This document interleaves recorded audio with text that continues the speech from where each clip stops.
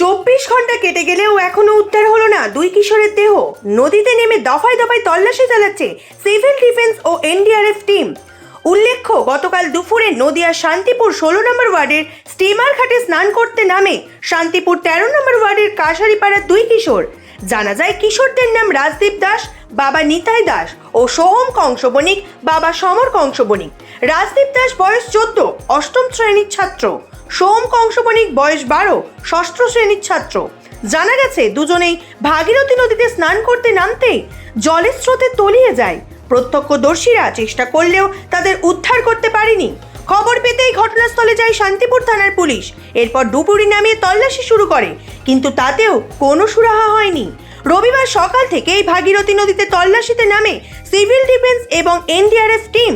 তবে দুই কিশোরের পরিবার এখনো পর্যন্ত রয়েছে অপেক্ষায়, কখন তাদের এই দুই কিশোরের দেহ উদ্ধার হবে। জানা গেছে, ওই দুই কিশোরের পরিবার খুবই অভাবী। এমতো পরিস্থিতিতে মর্মান্তিক ঘটনায় মানসিকভাবে ভেঙে পড়ে পরিবারের সদস্যরা। আজও ঘটনাস্থলে রয়েছে শান্তিপুর থানার পুলিশ এবং শান্তিপুর 16 নম্বর ওয়ার্ডের তৃণমূল কাউন্সিলর বৃন্দাবন প্রামাণিক সহ পুলিশের উচ্চপদস্থ আধিকারিকরা। সূত্রের খবর, যতক্ষণ না পর্যন্ত ওই দুই কিশোরের দেহ উদ্ধার হচ্ছে, ততক্ষণ পর্যন্ত নদীতে দফায় দফায় তল্লাশি চালানো হবে এনডিআরএফ ও সিভিল ডিফেন্স টিমের তরফে। এখন দেখার বিষয়, কতক্ষণে কিশোরদের দেহ উদ্ধার হয় ভাগীরথী নদী থেকে। দাদা, গতকালকে থেকে যে ঘটনা ঘটেছে, তারপর কিন্তু এখনো কিশোরদের দেহ খুঁজে পাওয়া যায়নি। এখনো পর্যন্ত প্রশাসনিক তৎপরতা কিন্তু যথেষ্ট রয়েছে। আপনি রয়েছেন, কি বলবেন? বিষয়টা যে দুটোই বাচ্চা ছেলে, তারা একটা করে সন্তান। খুব দুঃখজনক ঘটনা।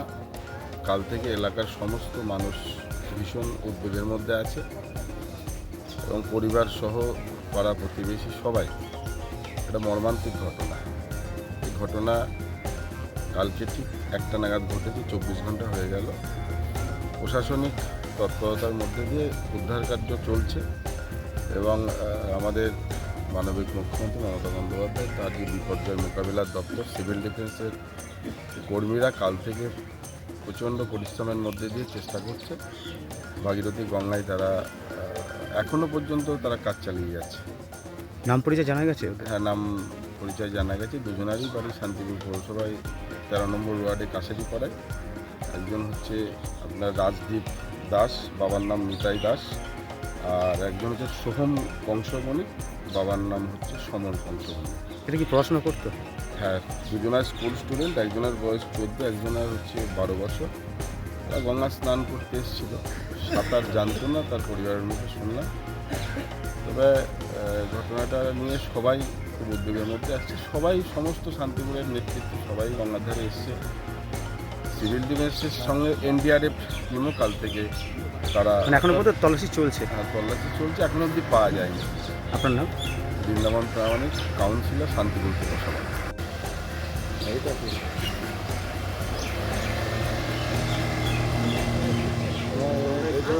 এই বিল্ডিংটা হলে কোথাও